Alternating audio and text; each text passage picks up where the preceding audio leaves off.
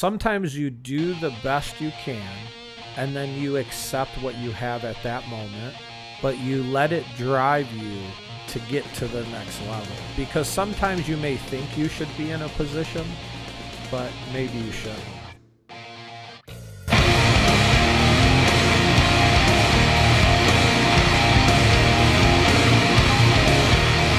What is going on, everybody? Welcome to the Warriors Mindset Podcast, episode, what, Elijah? 12. It's actually 12 this time. It is 12. Where the sayings, riddles, and blunders of the wise are talked about, and it's a spot where you can learn about blunders. And I got a blunder, but I got a couple awesome people here with me. Patrick Pavlich. What up? Chief Operating Officer of Warriors Management. Yes, sir. Which is where the Warriors mindset came from, right? Mm-hmm. Yeah, we couldn't name this the Warriors Management podcast. No, there's probably one of those out there. Because you got to have a mindset, right? Yeah. Yeah. And we have Mrs. Brighton Woods, my partner and Chief Financial Officer of Warriors Management. How's it going, guys? How are you? I'm great. I'm so glad to be back. I am happy that you're back. You know, last week she goes, "Oh, when am I coming back?" And I was like, "Whenever you want. Next week, week after, whatever." And then all of a sudden, here she is. Here I am. It's worked awesome. out. I think it's good. I think it's good to get your perspective. But we got a bunch of woman power here. We got Kyle Bragg, our chef. I say creative director because she is the creative one in the kitchen. She most certainly is. And she's just in the background like a little bird on the windowsill. How you doing? Hey, you know, I was thinking, I thought of that on my way here, the bird on the windowsill here. So maybe I'll ask her about her spirit animal later. She can think about it. And so, yeah, I talk about blunders, and we didn't talk about this yesterday, but I had one, I would say in the view of the world, it was a blunder.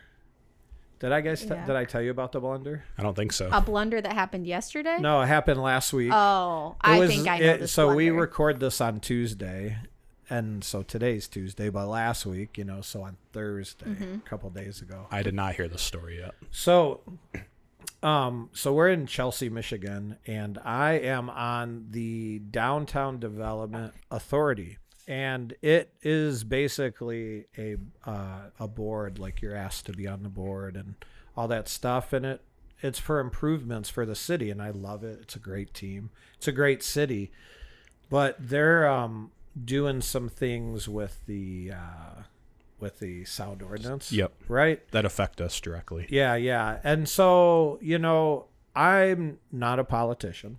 I am an entrepreneur. And I'm an entrepreneur that gets shit done. Sometimes while we're getting shit done, there is casualties or what do you call it? What is that? Snafus? Collateral damage. Yeah. I'm not talking about there is actually a casualty, but so I'm on this board and they're talking about 4 events in town and events that go late that you would have to get a certificate, fill out a form. What do you call it? A permit. And then, pay a fee. And as soon as the guy said that, and I like him a lot, and, if anybody out there hears this from Chelsea, you can hear my heart. I love that. I love him. It's good. But as soon as he said that, I go, and he was talking to me because I had just talked, and I go, that's crap. I was like, that's crap. I was like, said much worse. I've heard you say way worse than that yeah. in public settings. So yeah. So that was Thursday. Okay. So listen, what the number one reason we're doing this podcast is so that the 150-ish, give or take, people that work in our companies can learn, for one, because we talk about a lot of cool stuff: business, politics, money, life, leadership, whatever. And so this is like the number one reason. And then also like, I want them to know like these guys and how hard they work and what they do. But this is all about a training system. But if other people want to listen, that's cool too. I get through Thursday. Friday morning, I'm still feeling a little bad about saying that, right? But Elijah, I appreciate you and you, Brighton, saying it could have been worse or something, or people should say something, right? Yeah. And if you're, just don't ask me to be on a board unless you want like to this, hear and I will what you have tamper. to say. I could have said, that's fucked, which if I was sitting with you guys, I would have said, get fucked. Well, I think that Brighton needs to be the next person that joins a group because both of us have regular commitments. No. So we need to find one that's 6 a.m. I actually know. I am not that outgoing to Well, me either, but strangers. I'm forcing myself. No, to be. listen. You're the face. No, listen. The future face. This is where we need to get her. We need to get her. We need to get her like in the rumpus room or the Crow about 9:30 after a couple drinks and get the music real loud. If they and have meetings a disco Yeah. ball. A You're disco really going ball. then. Well, dude, it's People good. are like, "Whoa, Brighton's fun." It's good. Anyway, so I wake up. I'm still feeling bad, but like went through my disciplines. I call them: reading, writing, working out, smelling the lake, whatever. And so I jump in the car. I'm driving the Transit right now. Yeah. Right. Went right from me to you. I'm driving the Transit. So I'm leaving home. It's a 17-minute drive. It's a great drive. I kind of live in the woods after I live on a lake, right? And there's a truck in front of me. And then all of a sudden, I see a deer. And it was a big deer because I'm coming around the curve. So when I'm coming around the curve, I can see it coming. And I seen it coming good. And then there was another one with it. And then the first one went right in front of like an F-150 right in front of me. Mm-hmm. And I swear to God, I never saw a deer or anything fucking explode like I saw this deer explode. I mean, this thing went this way, the legs this way. I was like, oh my God. And then the other one ran out in front of me and I just kind of swerved because when I saw it coming, I was like, I put my foot on the brake. I was like slowing down, but I was still at like 40. Well, there's always more than one, right? There's always more than one, and those big bucks run together too. So it was like 2, 12, 14, I don't know, big motherfuckers. Yeah. And I was like, damn. I had just like spent like 3 hours just enjoying life, getting ready. I took a long hot shower. I put beard oil in my beard. I was smelling good. I turned on POD, of course, on my way, getting ready to go in like such good spirit. And there was 2 things that affected me. One, obviously the deer I used to hunt. I don't hunt anymore because I talk to the deer. But, that always sucks. I see dead animals all the time. Yeah. Mm-hmm. I Are you guys blasted the one same on the way? way. Yeah, I mean, when you live back roads. Why'd you have to word it like that? I did. What else am I supposed to say? I flew in from Colorado. So my plane landed at midnight. My husband came and got me from the airport, and we picked up my car I had it parked at a friend's house, and we were driving home. It's like 1 a.m, and both of the kids were asleep in Tyler's car, and I was in front of him. And I was driving down my street, and I always see deer, but they usually are in my yard, and I just was not prepared. And one flew out in front of me. It was a little one too, and it was like I looked behind me and there was just fur everywhere, and I was like yeah, I almost hit a hawk today. It was a small one, dude. I thought for sure, but that fly right that in front thing of went you, yeah. down and the highway. I love them, but more importantly, I don't like seeing death. No, like it's just like when I do, I actually feel like I'm stoic during it, but animals. And like I have 2 puppies now. because they're so innocent. They are, yeah, totally. And they just love. Yeah. So So, sad. All right. That's too sad. Moving on. I got over that. Good day. And then my son, Ethan, who's a senior, had a football game that night. So that was kind of part of my reward. I'm going to have a light Friday. I'm going to go see my kids' game. I'm off Saturday and Sunday. It was kind of like that, although we sold some sports cards on Saturday. Yeah, was that Saturday or Sunday? That was Saturday, yeah. So you were in there for a while. Yeah, I was in there for like 8 hours. It's like fun work though. So I go to this game, right? And so Ethan really only joined football or went to school because he wanted to play sports. Yep. Okay. And I'm going to talk about this because this is like cool shit, you know? And it's my life. And if you're a father out there, maybe you learn something to do, something not to do. But anyway, we put him in 7th grade. He started playing football and wrestling. That's the only kid that was in public school, except you went homeschool when you were after 10th grade. Yep. And so you learn anything? In public school? Homeschool. I learned how to run businesses and live life. Oh, good. I think so. That's good. So we put him in 7th grade, 8th grade. COVID happens. He's struggling with school, like homework and the homework that they put on kids. And it's like, but because we had a different challenge. So it wasn't necessarily reading or writing or math. It was like other stuff.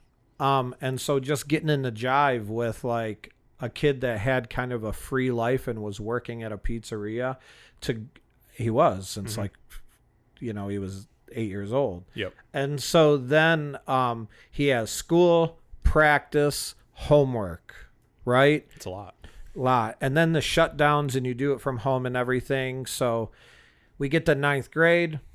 He's tearing it up. He's doing good. He's playing like running back, right? And some defense, linebacker or something. Yeah. And so then 10th grade, he's doing great. Then he gets a concussion, right? Halfway through, and he's just tearing it up. And he got his concussion when they put him in varsity. Yeah, he got called up because he was doing so well. So then he gets a concussion, breaks his rib, doesn't play, wrestles. Then junior year, they put him on the D line. He fucking hates it. And he's little too. And then about 4 games in, he comes to me and he's like, kind of like, fuck this. I'm not going to go too deep, but he was like, the fuck. And then he goes in and he kills it last year and does real well. So then this year, he comes in, new coach. He's like, I'm going to be on the running back. I'm going to be a running back. Well, guess where he ended up first game? On the D line. On the D line. Okay. Remember this. You got when your kid plays sports, Brighton. Maybe he won't. You have dance. Yeah. Dancers. Is it weird in dance, like people vying for positions and all that? Or is it? Oh, yeah. They're like kind of cutthroat crazy ladies. Last year I didn't do it. I did one thing that I won't do again. We sought what we did with the coach, and he was really great, is we sought clarity. We need clarity because we thought something else. You're talking about this year? This year. Yeah. Why he's on the D line, right? And we talked about it, and I said, thanks for the clarity, and we move forward. So the following 2 games, so at first game, then the following 2 games, he's playing both. Never a complaint about ice time. Right, yeah. And so we're watching the game. Dude, we're absolutely destroying this team, Ypsilanti. Mm-hmm. The team is fucking good, and the coaches, all of the coaches, the head coach, though, the new guy, Yeah. awesome, right? Like I'm watching, and I learned a lot because I'm like, I've only been really watching football for 5 years. I'm a hockey guy, right? Mm-hmm. So we're killing them. I can see what the coach is doing, and he has this philosophy of playing a lot of kids, especially if you're up. So yes, I love that, right? A lot of kids playing, a lot of kids excelling, learning, all that stuff, like being the team. And here's what happened is that a junior beat him out or something. Okay. To be the starter, running back. So that running back tore his ACL. Oh boy. Right At the game. at the game. Jeez, man. Yeah, 11th That's grade. a rough So what is injury. he? 15, 16? Mm-hmm. I didn't know until after about the ACL. So, but they cart him off, and a kid goes down. Most of them come back. Yeah. Right.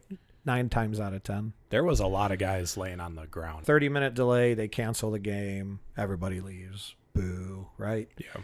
So I sat outside until he came out in the car, just waiting for him to connect with him. And because usually we would connect after the game, and I like smacking his pads. But so he comes out, long story short, he comes up and, while I was waiting, and I actually for about 7-8 minutes watched him talk to his friends. So he didn't know I was there. I was parked right next to him, but I watched him interact with his friends and people that came up and like the players and stuff. And they were like hugging and like, it was so cool, Yeah. It was cool to see him interact. And then he comes up. And so I'm like wondering what he's thinking, because we've gone through this long time of like really him trying to make this position, right? So I'm wondering what he's going to think. And I don't know what's going on. Yeah, you with don't the know kid. the other kid got hurt yet. No, I don't know. I just, I'm like, okay. So I'm like, huh. And so he comes up and he looks sad. And I'm like, what's going on, man? And he goes, I'm so upset. He goes, he tore his ACL. And it's just I just feel so bad for him. Just feel so bad. And dude, I had to hold back the tears because he was holding back the tears. And to be honest with you, like I'm thinking about what is he going to say? What is he going to think? Because if we had talked about if one of the backs get hurt, he's going to end up there. He's the third back. You know what I mean? And like you could think like in the real world, if someone gets fired or someone gets hurt and someone else gets that position, they can be like, yeah, But if you're on a true team, and that's a true team, and Ethan's a true teammate, that's exactly how you think. Well, it's his brother. He doesn't want the spot because of that. Yes. And He said that. If the guy is good, it's going to help the team. So it's not good for the team that the guy gets hurt. I had a proud father moment, and I was like, because, you have that greed inside you. It's like, okay, yeah, my kid's going to run the ball now. But never, ever would we want, and never would he want a kid to tear his ACL. Plus, the kid makes the team better, but like just the fact that he has to do that. I mean, you can deal with that shit your whole life. Yeah. He's got a good heart. So I thought that was very cool, and I thought it was a good character moment. And, with this podcast, like for me, when I listen to a podcast, I just want to get one nugget. And I think that a nugget that I got out of this is that, sometimes you do the best you can, and then you accept what you have at that moment, but you let it drive you to get to the next level, because sometimes you may think you should be in a position, but maybe you shouldn't. So that was your proud father moment for the week. Yeah, I had a proud father moment. What about you guys? I've been talking about me. What do you guys That was have? long-winded. How's your week? Yeah. You want to talk about your week? No, I you want to hear talk your about story. my week? I want to hear your story. I had a proud mother moment. So, Jude is 2. My son, he's 2. And he'll be 3 soon, but he's a character. He's a really funny kid, and I really have my work cut out with that one. He's a little spitfire. I love Jude. He's so funny. My daughter was so different, and they're 5 years apart, so it's like I had to like change my mothering tactics with this kid. And I guess it might just be a boy thing. I don't know. I think he's probably gonna end up playing hockey at some point. I don't think choice. he'll do Yeah. dance forever.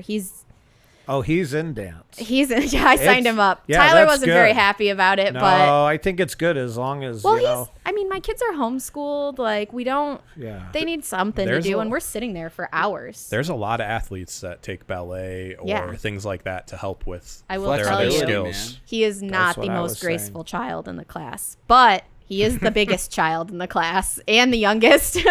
But anyway, we're Thursday night last week, we got the videos for the podcast to edit.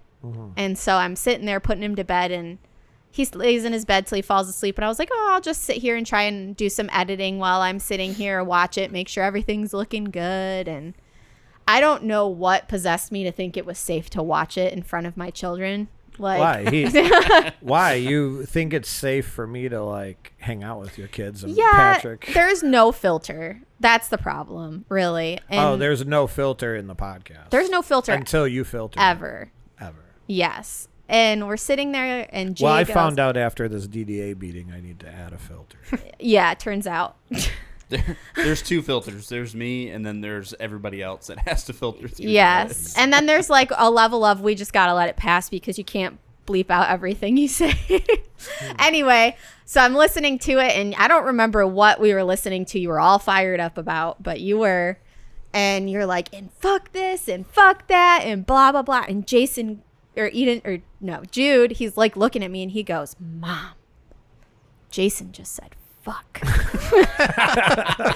And I am like, buddy, you can't say that. He's like, bad boy Jason. And I was just like, yeah, he is a bad boy. That was naughty. Definitely bad boy. And so it was just so funny. And he's like, he repeats everything now. We were in church on Sunday, and he felt the need to say boobies. And I'm like, that's awesome. He got that from his dad, not from Jason. Yeah, I didn't say that Jason taught him boobies. I don't know who taught him boobies, but that's his current thing. Anyway. Honestly incredible. Yeah, so very intelligent 2-year-old, and he's a bruiser for sure, but it's just really funny to watch a kid grow up around it and learn in, a different environment than the typical environment kids are exposed to. Ethan grew up, I mean, he's grown up in an entrepreneur family. Yeah. You guys are business owners. He's learning hard work and... Yeah, and like, they don't actually have, according to America, the most stable life. No. Like, I think his life is very stable, but if you ask... Actually, one of the dance moms, she's like, I think you're actually a psycho. Literally, somebody told me that. Jokingly or seriously? Well, I was like, you know what? I think you're a psycho. You send your kids to school all day, and then you sit here for 8 hours at dance class. I was like, did you say what that? else did you do? What else do you do? I was like, so I guess there's two sides to that story. Yes, I did say that. Well, I mean, they have a house, they have a roof and a good bed. They literally have every meal, everything they could need, right? That they could want. They pay eat 40% healthier. of their money to taxes. They sure do, but I think so does everybody else. Fucking shit. What about you, Pat? What have you been up to this week? Well, let me tell you something about that in regards to the kid. Jude and Eden, because I want to get Eden selling Beanie Babies. They are going to be so strong because the turbulent life that we had, and this includes Pat, that they're having, it's turbulent. It's a roller coaster, and it's just going to make them stronger. Yeah. I'm telling you, because like I was with a pastor, and Ethan got on the phone with me, and he was like, yeah, fuck this, fuck that. And he's like 18, 17. And I was like, hey, I'm with Pastor so-and-so, so you should quit saying fuck. Did He's he like, say, oops? "Oop"? Yeah, he did. Sorry, Dad. Well, what we're teaching our kids is that, well, one, we should give a fuck with the pastor, but I have respect. But some pastors don't care. Yeah, I know that, but he should be himself. Like, Yeah. to me, that's like expression. We're teaching our kids to like kick life in the ass. Yeah. I mean, don't just lay there and let life pass you by. Yeah, but he's a bit emotional, isn't he? Jude? Oh, for sure. Yeah. Yeah. Still poops his pants. Yeah. Yes. So does Elijah, though. I do. Listen, he's gonna grow up to poop his pants just like me. But no, seriously, like homeschooling. Why would you why not expose your kids to the realities of life rather than having somebody else's psychotic children expose them to the craziness of life, like the realities of and life. I think there's... You're doing it under your own roof and your own control rather than letting some random kid spew a bunch of nonsense to them at public school or teachers, right? For sure. And I think, there's probably perks to both. I know public school has perks. I did both growing up, but Same. I get to spend time with my kids that a lot of people don't, and I'm very fortunate for that. And they're only little for so long, so it's cool to be able to be the main person teaching them, which I should give credit to my mother for a lot of that, because she definitely helps with all of that. But but we get to do it a little more closely and watch them be little for a little longer than most people, so that's cool. Yeah. Well, we talk, we deal with a lot of people. I was telling, I ran into a couple at one of our restaurants yesterday. It was like a couple, and then they had their kid and their kid's fiance, and then their fiance's brother and their fiance's mom. There was like 6 of them, and I hadn't seen them in a while, and they were like old school customers from like 10 years ago. Like been around, that go to all our places. And like, I remember the daughter being like a teenager, and now she's getting married and stuff. And they were like, they flagged me down because I was just walking through. I wasn't one. I call it getting stuck. Mm-hmm. This happens every time almost that you walk through. But they started talking to me, and I told them that I think that I have about 7,000 interactions a week with different people. So I might have 100 interactions with you. Yeah. And they were like, wow, this and that. And we were talking about things. And they said, well, how do you do it? You know what I mean? And like, I go, well, a lot of it's like managing emotions. Yeah. Right? It is. Yeah. What do you think about that? I think that a lot of the stuff that we do on the daily is managing emotions. We're constantly doing that with ourselves and other people. We had a really good conversation about it, I think, earlier this week in regards to us managing each other's emotions and what that's like. Yeah. Didn't you have someone ask you something? Yeah, somebody did. So I was sitting in my office on Monday, and I have somebody come and help me prepare reports and stuff, and she was like, wow, does Jason always come in at 100? Like, is he always at a level 100 on Mondays? And I was like, did you say yes? I said yes, kind of, yes.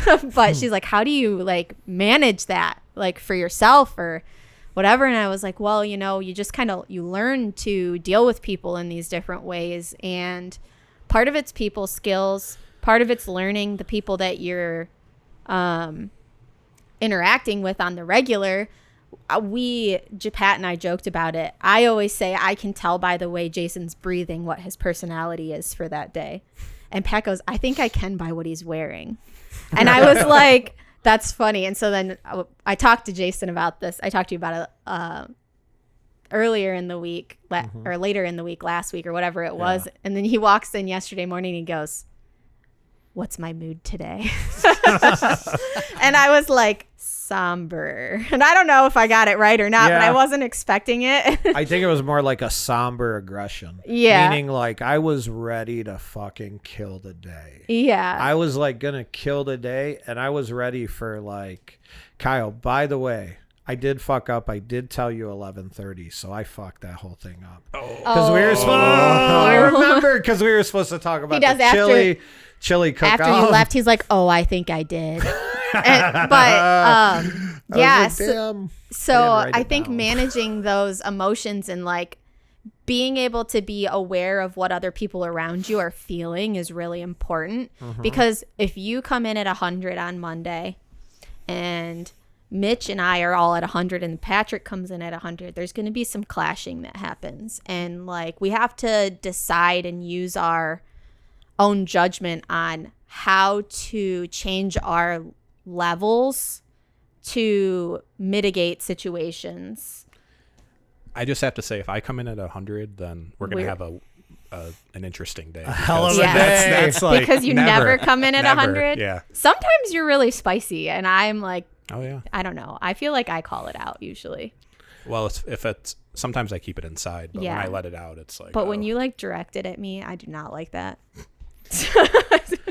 Yeah, like we talk about, I think I am the thermostat, right? You set the tone. I'm the thermostat, and I think that's unfair. Honestly, I think it's a huge responsibility because, like, your job is to literally not listen. Boy, here we go. No, you get to you're doing a lot of data entry. I don't have to interact with humans nearly as much as you guys. And so, like, you have to be this is what I'm getting at. You have to be in a certain mindset to do that. Yeah. Like, literally, now you're writing my emails for me. I'm not good at that. Just sitting, So, like, you have to have a certain mindset, right? And you're like and a personality. Well, you're the controller, too. You're like the one behind the screens while we're out, like in the Matrix. Shucking and driving and selling and so mitigating. But what if at what level do you have to be at? 0 to 10. If I'm a 10, let's just do that. If you're a 10, what do I need to be at? Yeah, what do you need? A 5. A 5. But then you're a 7. Normally. Yeah. I think you're an average 7. Probably, but if you're like at a 10, I have to tone it down because otherwise it's too explosive. I will say though, I don't mind being the thermostat because I'm generally chill. I think he's really good at lowering the temperature. When he's in a store and he's the leader of the store, then it tends to be like this. Very even. Well, I will tell you, even like having conversations with Patrick, I remember the one week I was behind on delivering the podcast to you guys, and Patrick pulled me aside after we recorded, and he goes, so I don't mind if you get it to us this time, but I want it to be the way that you said it was the first time. And it was normally when I speak with clients, from my experience, like if you're late on a deliverable, I've been cussed at, I've been yelled at, I've been ghosted. But Patrick was very not paid, probably not paid. Yep, that has happened to me too, where I've had to, collect fucked. like $2,000+ $5,000 from people because they weren't paying me. But Patrick was very level-headed and got the point across. He has incredible people skills. It was incredible. I was like, oh, okay, so he gets it, but also he's like, hey, come on. Yeah, And I need this. Yes, and that was like exactly what it needed to be, and it set the tone, and it was perfect. Like, Yeah. I didn't feel overwhelmed, but I also understood his urgency. Well, I think it's important to you got to keep your emotions, and like, despite how I am feeling, I want to, if I'm going to be the thermostat, I want to, when I walk in the door, do the, be to turn it down or turn it it up. Yeah. Yeah. For me on Mondays, it's like, we just rested. Let's go. And rah, if rah. we can like really hammer it on Mondays and Tuesdays, and Wednesdays seem to be heavy. No, but if we can hammer it on Mondays, and I can, like, for me, I have a lot of meetings and I don't have to do that so much the rest of the week. Well, it sets the tone Is for the good. week. Yeah. I mean, yeah, it does. It does. It just, and the people skills thing is really important. And, you guys have different people skills, both of you, for different reasons. Mm-hmm. My people skills are probably a little bit more limited, but or different, I guess. Different. I You would say guys different. also have different ones. Like, I could peg, how you both mitigate a situation or turn down the situation. Jay, you're really good with words and speaking to people, and you can make a conversation that was going to be really hard feel good at the end, and people are like, oh, okay, Yeah. let's hug it out. Like, you have you do this that really like well. magic to you. Do in you know doing where that. I get it? I have no idea. I knew you were going to bring this up because we kind of talked about it. Yeah. Like, I will fucking hammer someone. Yeah. And then they will hug me on the way out. Yeah. Happened last week. And it's not manipulation, but it's controlling the trying to control the outcome. Yeah, the temperature, but you use specific words and body language. Well, it's in like a loving way because he cares. Yeah. It's not like he's just saying things because he's frustrated or needs to address something. He's saying the things because he cares about the person. Yeah, and usually I'm eating shit too at some point during that conversation, and most people are too prideful. Yeah. And That so helps. I read this, and I don't know if it's correct or not, but apologizing when you don't need to apologize just for the sake of getting an outcome. Mm-hmm. And a lot of it is especially if they're younger people, or, I say like when I talk about next level of thinking, I can't expect like certain people to have the same level of thinking as me because I'm 48 and I've been studying my whole life pretty much something. Yeah. You know what I mean? And so, but those skills matter. Pat, where do you get these skills from? Like, what are you doing? Were you like born with them? Did you get his them are from your different. dad? I wanted to talk about how his were different. I think I was born with it to a degree, but I think it was the people around me that shaped it, like took what I naturally was and then shaped it. I mean, even my hockey coaches growing up, and like I played for this guy who was from Europe, played for the Red Wings, and I remember distinctly I made a mistake one time in practice, and he screamed at me. I was like 10 years old, right? But he screamed at me, and like I never made that mistake again. I was like, okay, I can take this, and I don't scream. I'm not a screaming person. And then I played for another guy who was very hard but fair, and then, growing up with you and like my other family and the people I've been around, and I don't know. But one of the big influences was this book, and we've all read it. It's called Personality Plus, written in the 70s, and this basically defines the different personality traits and how to navigate them. Yeah. And I think that has had a big influence on me too. Well, this is like the book that we give people if we give them a book, if we have them. We usually order like 10 or 12. 10 or 12 at a time. I usually have a bunch. I actually have none right now. Yeah. So So we give this book out when people say, I want to be a leader, I want to grow in your company. And someone, very special in my life suggested this book to me years ago. And I've probably read it.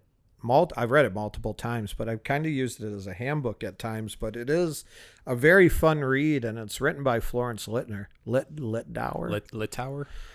Anyway, 1976 it was written, How to Understand Others by Understanding Yourself. And that's what I tell people is you got to understand yourself before you can really relate with others. It takes personalities and blocks them into 4 main groups. Mm-hmm.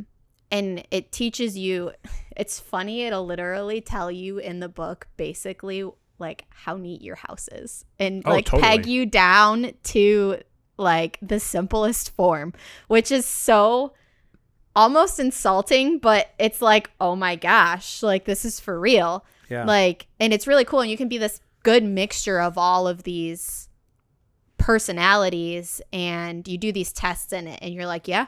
Well, the goal is to That's be right. a mixture of all 4, but Yeah.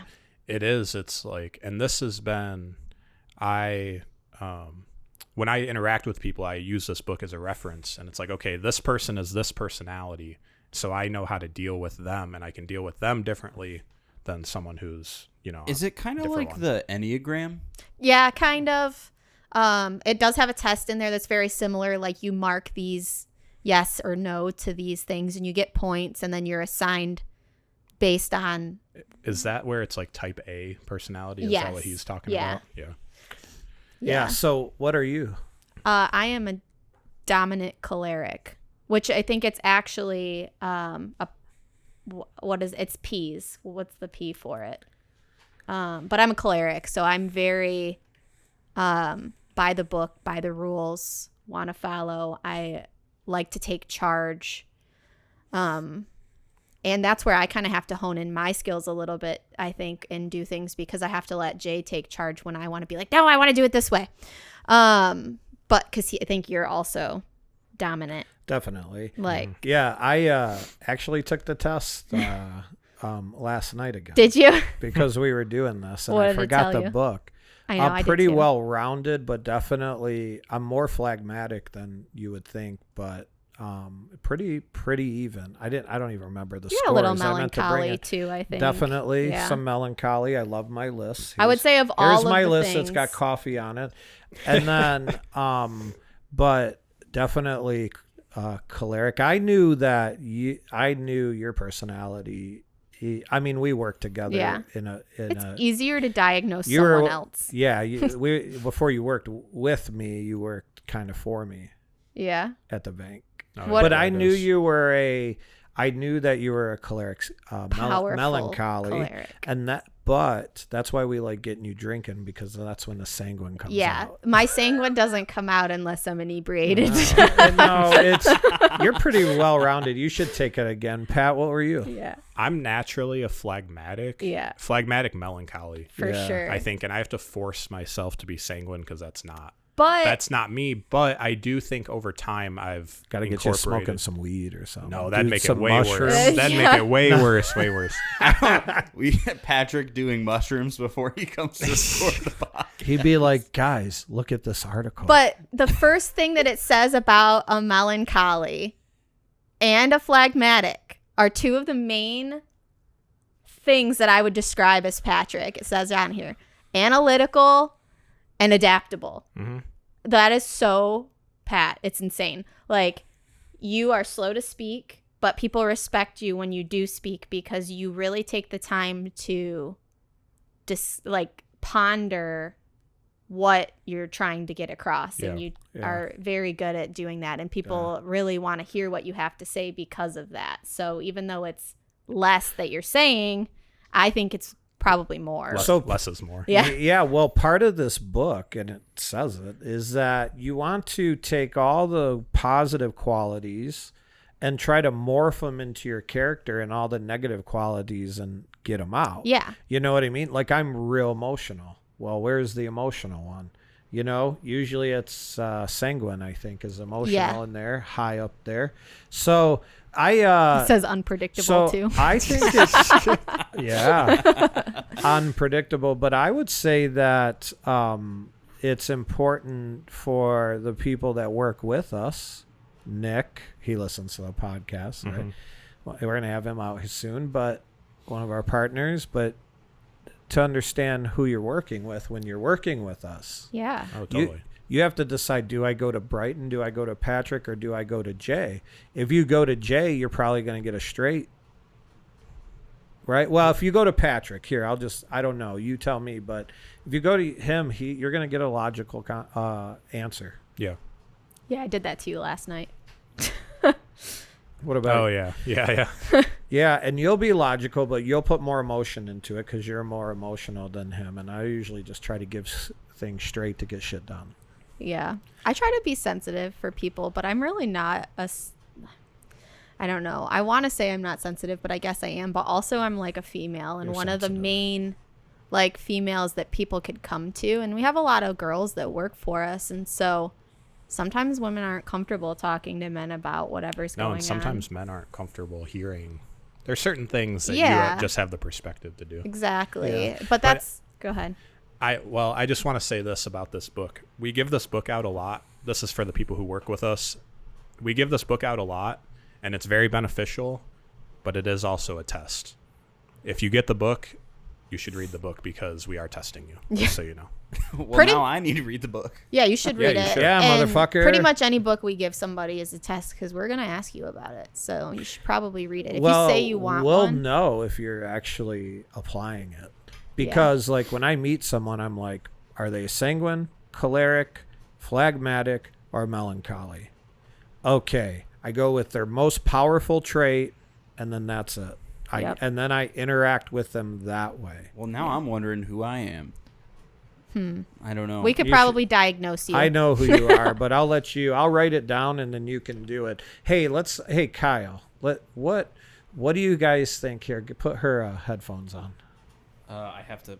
She's got a mic on already. Oh, you got a mic on? Yeah, Mic's she's good. got a mic on. You Yeah. might have to pop one of your headphones off to hear her pretty well, but Okay, so we got Kyle, our chef here.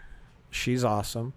Probably one of the most tenacious, self-improvement junkies that we have. For sure. She likes improving, and she's a big leader with us, but she's just scraping the surface. So there you go. So what do you think Kyle is? What do I think Kyle is? Yeah. Phlegmatic, melancholy. Okay. Pat? Oh, I think there's more sanguine than phlegmatic in you- terms of the outgoing. I think you spend more time with her than me I in do that spend a lot more in time. that realm of things. So Yeah. it's hard for me to say. What do you think? Yeah, I would agree with you, but she definitely has the choleric and definitely has Oh. this sanguine in it. That's So a good mix. what we're seeing is like clay being formed, because you're only like 18, right? 23. 23. What is your passion within that? What makes you be able to do that? Because if you, it's called like speaking into someone's life. Okay, like what makes you want to help someone move forward with their life? I would say personally, just because I like helping people, I don't want people to be in a bad situation anymore, or like think that they're so terrible that they don't deserve to belong here, because I felt that way.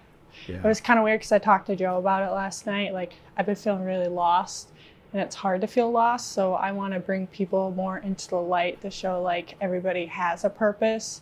Even if you can't see it yet, you'll eventually find it. And that's what I want to do for people, and help them feel connected to people, to show that it's not a one-side thing. You're not here by yourself, that everybody has a purpose to help each other and build each other.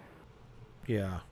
Yeah, I would say I think one reason you and I get along so well, because I think we do, I think, is that you're an empath as well as am I. What's an empath? It's where you can feel other people's emotions, right? And then because you have a sensitivity with that, because you have to be sensitive with that, you know, the people know you care, because like when you have empathy, so you're good with empathy, and so you see that in a person when you speak into their life. I think it's good. And that actually, I didn't really know the question how I was going to ask it or what your answer is, but that was motivating me to ask you that, because I see how much empathy you have for people, you know? Now, the negative side of that, and I have this, and I'm kind of getting past that, is that you can't live people's lives and make decisions for people, and all you can do is give the advice. Yeah, you can guide them, but you can't. They have to choose for themselves. You can give them the advice and meet them at the season of life that they're in, because there's a lot of different seasons. I mean, we've watched Kyle through, I think, a lot of seasons of your life and learning and growing, and you never know where somebody's at until you take the time to talk about that with them and, you know, feel that from them, especially if you're an empathetic person in general. But somebody could have lost someone, or somebody could be trying to have a baby, or they just aren't happy in the position in life they are, or who knows what. And so you have to be able to mold yourself to whatever that season in their life is. Yeah. To help get them to the next one. Yeah, and if you're going to be a leader, leaders go through more intense seasons because they force it upon themselves. Yes. Mm-hmm. Like, sometimes I have to remember when I'm going through pain, oh, I'm the one that actually caused this pain. This is where we're at right now. This is where we're at. This is the season we're in. And then as a leader, being able to not let, if it's a negative season, or there's always like the snow is beautiful, but sometimes when it comes down, it's a pain in the ass, right? Right. But like, you have to be able to control what season you're in to be able to adapt to the season that they're in and give them the right advice. Yeah. Or, you know, and understand their personalities. And that's what you told our friend the other day when she asked me if I'm you're just going to always say at it. 100. It was Taylor who just She'll got be promoted. fine with it. Yeah. She just got promoted. Been with us a long time. She's working with you and me. Yeah. And with Warriors, and she said, "Is Jason always 100 when he comes in on Mondays?" And I said, "This is the season we're in. This is our busy season. From now until January, Yeah, we're cranking it." we're gearing up And this is, like I said it before, this is the first time we've ever started planning the following year this early in our company. We started in August. Usually, like this year, we planned this year in January. Yeah. No, it was a little sooner than that. It was Like November, December. December, but the year before that was January. And so we're gearing up to make some money and get to Black Friday. Yeah, we were talking about Black Friday, and you said to a group, like, do you know what Black Friday is? Everyone's like, well, it's when you get a good deal on a TV. You do. Getting a toaster. But why do you get a good deal on a TV? Don't know? I don't Well, know. here, listen. I'll tell you. So, back in the day, the department stores would all year lose money. They were called in the red. So if your company is in the red, that means you're losing money. Okay? Seems like it should be the other way around. That's what I thought, because black means darkness. It should be black and like yellow. Green. Anyway, but then... Great song. I was just about to say, like the song? Yeah. And then all year they would sell, and they're in the red, so they're losing money. And then once they get to Black Friday, everything they make is profit. And they go into the black. So Black Friday is the day that department stores would go into the black, which means profitable. And that is what I know of as Black Friday, but you went a little deeper. Yeah, and here's some pictures. One time I went out on Black Friday before you could get them any day, and I went out at like 10 p.m. and stayed out till 6 a.m. and bought in the freezing cold. Oh yeah, That's horrible. It was awesome. I would never do it again though. I think I did it once at Kmart. Oh, I used to do it all the time when I R.I.P. was It's younger, sad that before it's the over now. internet. Yeah. Now it's like Cyber Well, Mondays. yeah, but now you can get shit delivered. But back in the day, no. Like You had to go like fight people. Dude, like I'd this. line up at Target. I did it with you when you were a kid pushing around strollers trying to get Star Wars figures. Oh yeah. But yeah, I was looking and I was like, okay, this makes sense. And so I started, just did a search. What is Black Friday? And originally, actually, it was called Black Friday because so many people called off the day after Thanksgiving. They were out drinking or doing whatever that the stores didn't have enough people to work, and so it was Black Friday, and then it ended up morphing into what you're talking about, and that's what's believed now. So I thought that was interesting. So what's this say? Oh. It I says, have to put my readers on. Oh, I got it. A more accurate explanation of the term dates back to the early 1960s when police officers in Philadelphia began using the phrase Black Friday to describe the chaos that resulted when large number of suburban tourists came Tourists to the into city, to the downtown. to begin their holiday shopping. Well, they're used to, that's where all the department stores, like you ever see A Christmas Story? Oh yeah. Like they would go into the city. Like I love this shit. All right. So came into the city, their holiday shopping, and in some years attend Saturday's annual Army-Navy football game. Which that is a cool game. Yeah. So, but then within a few years, the term Black Friday had taken root in Philadelphia. City merchants attempted to put a prettier face on the day by calling it Big Friday. No, Black Friday sounds way cooler. Yeah, Black Obviously Friday. that didn't catch on. Yeah, so listen, our companies, we're gonna be like in deep darkness, dark black, fourth quarter 2024. And if you're in our companies, and Kyle, you're right behind the camera, you're gonna hear me the most first. Let's fucking go. Let's go. Hey guys, so after we got done filming, it came to my attention that I said I love Bill Gates, and that is just not true. I love Steve Jobs. I was talking about Steve Jobs. I do not like Bill Gates, so we'll see what happens. So you guys know how much I love Bill Gates, right? Like, since the first time I read this biography on Steve Jobs, and they talked about how Steve Jobs and Bill Gates had this feud. Like, Steve Jobs hated this guy, right? And they were rivals. Tech started around the same time, Apple and Microsoft. But since I heard that, I didn't really know anything about him before that. And now I read, and there's all these things in the in the news and the press about him, and sometimes you don't really know what to believe.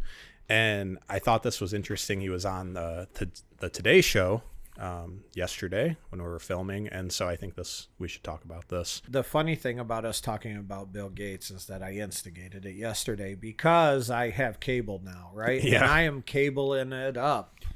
That's- Cabling it up. Are you just like crazy indoctrinating to me. yourself? Well, here's 10 years ago. Guys. But I turned on the TV because I had some extra time yesterday morning before I was coming to the podcast meeting, which was Monday. Mm-hmm. And I thought I had Fox News on. I wanted to see what was going on. But all of a sudden, there it was, Bill Gates on Fox News, but it wasn't Fox News. No, that's NBC. Right? So that's NBC, and they were on, what is it, the morning show? Today Show. Today Show. And they interviewed him, and I was like, here I am. Now, I'm a big fan of Steve Jobs. Mm-hmm. I read the biography. Yep. No, I don't know much about how he built Microsoft. So I was intrigued, and I watched the whole damn interview. But it wasn't about Microsoft, right? It wasn't about Microsoft at all, actually. It was about what he's doing today. Yeah, and he is one of the richest men on earth, right? And I think it said in this, he's given away $60 billion to philanthropy efforts, which I think that's admirable. That's good. I think it's admirable, but what is he given to? So, like, I've heard all kinds of theories about who this guy is, how he got created, and how he did this. I mean, if you see pictures of him when he's younger, and maybe Elijah, you can put one up, but he's like, Look at this guy. look at this fucking guy. So I'm like, He looks like he's 12. all right. Okay, so there's all kinds of things, and I know he's big into working in Africa and doing humanitarian stuff, and I've been working in Haiti. We've been working in Haiti for 10 plus years, and so I'm like, I'm going to watch this. And what he was talking about really is his new documentary coming out on Netflix. Yeah. So they showed a little bit of it, but I put this on our agenda today because I think it's relevant to today, because we want to not only bring like some leadership, some like economic education, but also like political. But this is like, I don't know what realm this is. It's like a mixture, because he involves himself in things that you wouldn't think he should. Yeah. But also, So- rich people do that. Yeah, so. so I decided after I Meddling watched in this shit. guy. Well, they just get like bored. They're like really weird supervillains almost. So I don't really know a lot about this guy, and so I think that it's time that I want to learn a little bit more about him, because if he's a billionaire and he's got some things to talk to that I can learn from, let's do it. So what I decided to do was I'm going to watch this documentary, but we're going to play this for us, but we're not going to leave it on here because of copyright stuff, but we're going to have the link. I'll put some highlights. We'll put and some link it below. highlights, and this is the trailer. So let's play the trailer. The world is facing a lot of big challenges right now. Climate change, Creating responsible AI. misinformation, income inequality, dealing with infectious diseases. But I believe we can solve them. I operate from love of my home and the people. I learn from them just like I do from the scientists coming up with the breakthroughs. Bill Gates is part of a reptilian race that includes Tom Hanks and Lady Gaga. I do not particularly love him, and I think he's got an agenda. But even watching that, like, I got chills, like, excited about it. And it just goes to show you what the media is able to manipulate, and the feelings about you, like, is just, that's creepy. Well, so that one that we just watched, there's other trailers, okay? That is not the trailer I watched again this morning, okay? That was the trailer I watched the other day. However, I thought they were the same trailers because I kind of like, I did it intently today. Like, I'm like, okay, I'm going to look at this. The other trailer talked about his mind, okay? And it had his wife or ex-wife talking about how he will be reading something and then figuring something out at the same time. He will write on whiteboards, and like he's like a very complex thinker, right? And so this is where I said, I'm going to study this guy. There's a lot of rumors like the reptilian thing that they even talk about, Lady Gaga. Like, I know all that stuff. And so, but I said, I'm going to start studying this guy's worth billions. In addition to him being successful, as an entrepreneur, I want to know how he thinks, but then what is he doing now? See, we went from computer guy to philanthropist, and he's working in Africa. Okay. So I'm like, okay, this really like flicked my brain because we work in Haiti and, there's a lot of technicalities there, but it's a little different, but it's a lot the same. And so I wonder why he's putting so much money into vaccines and stuff, and all these children look like shit. Like, I'm talking about not dressed. They look malnourished, right? Mm-hmm. And why? And so I'm just going to study this, and I'm going to watch this. You going to watch this? Oh, I'm definitely watching it now. Yeah, and another thing that really upset me about this, and I'm going to study it, okay? So he's doing that. There is a large group of billionaires, like elite. That's like one world. Like, what's next? Is it working right now? And he just, So this is all part of the global stuff, right? But there was two things that like riled me up to even talk about this, because I didn't have this till yesterday morning. Mm-hmm. It was the African stuff, and I'm like, dude, with all that money, you could feed and build houses, and like, what causes diseases like that is nastiness. Yeah.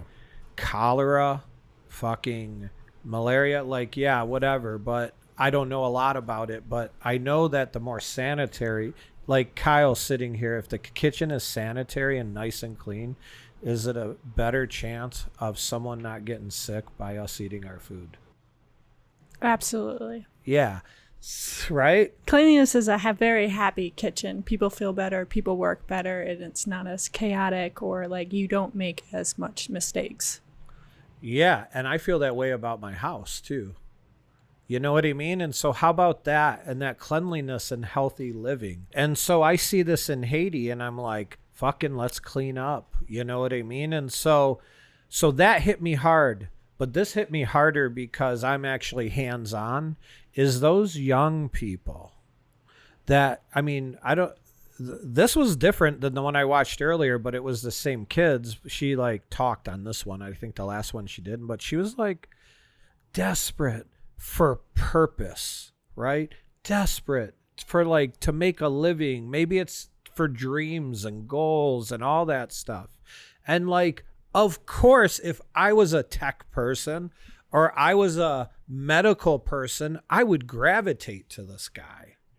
And that's kind of scary because I think he's an absolute sinister genius thus far, but let's watch it and talk more, but role models. And that's what I'm getting at, and mentorship. Like, it's so important.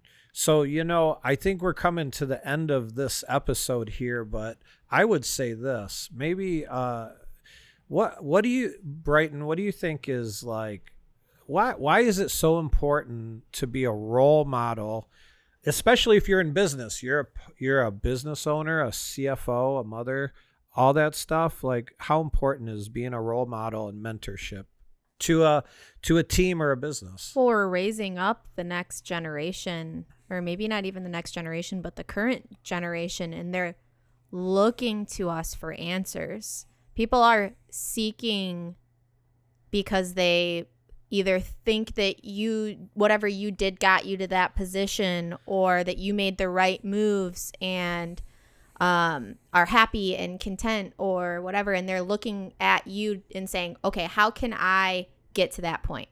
I need to do the things that Brighton did, or Patrick did, or Jason, or Kyle, or whoever it is, or Bill Gates. Yeah. I mean, as a, young entrepreneur, to look at Bill Gates and see what he's done, regardless of what you think he's doing or not, he's accomplished a lot in his life. He built something. He sure did. Like, major.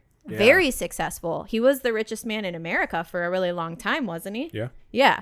So obviously he did things right.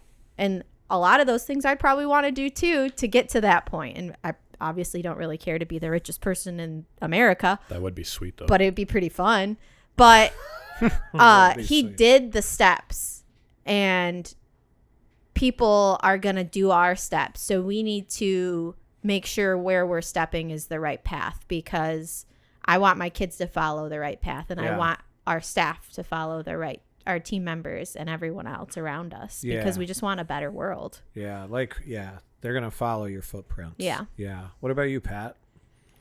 Oh, I'll just second what she said, because I can't really top that. You know what? I almost didn't even ask you. But I did want to ask Kyle this, like, you know, as you're becoming a role model and definitely a mentor, you know, a role model is like someone follows your actions. A mentor is where you talk to them about their actions, and then so it's deeper if you're both, right? Like my role model for a while was Jim Morrison, so I was drinking a lot. Yeah, I don't know about that one. A little acid. But anyway, what as you're like getting into like adulthood and, you know, all that, you're 23. What do you feel is important? Just your thoughts. I think it's important to be like your true self and not care what other people think. I used to think it's important to have a good amount of friends. I actually don't talk to anybody I went to high school with, and I was self-conscious about it. And then I looked within myself. Patrick is actually my role model. He has been for a really long time. I look up to him for a lot, whether it's just looking at ingredients in the food I'm eating, taking a break, going outside, being a little more active. But I feel like most people think like friends are important. It is important, but like you got to cut the bad people out and look for those good people that actually mean well, and they want to support you no matter what, but they're going to be harsh on you and tell you straight up to your face, like, you're being a dumbass. Like, what are you doing? So, yeah. You know, it's interesting you say that, because I wasn't sure if I was going to say anything, but I'm going to, because we see each other. Kyle's like within our ecosystem, meaning it's like on the regular meetings, regular working together and all this stuff. So she's with us and we're with her. And so one thing that for me is with people that I've been mentoring is I've been talking about trimming the tree. I've been talking to them that, you know, when there is dead leaves or dead fruit on a tree, you have to trim it so that you can grow. And so, you know, it's an old Bible verse, but you know, if you have to trim people out of your life, you have to trim bad habits out of your life, you know, and all that, and for you to grow. And sometimes trimming is hard, but so what I recommend is, you know, sometimes you got to tell people get fucked. That's kind of a new thing. For real. Like, get fucked. You're hurting my life. And it doesn't matter if it's an old friend, a family member, or, you know. Setting boundaries, man. Dude, you have to set boundaries. And so so as you're out this week, especially you four, including you, Elijah, I hope that you guys are productive. And, you know, when I talked to the new to be married couple in 2 weeks last night, I told them, I said, keep the peace. So keep the peace. Peace is important, especially to be productive. So I pray that everybody has a peaceful week, especially you four. All right. So from all of us here, from Warriors Management, this is your Warriors Mindset. See ya. Bye, guys.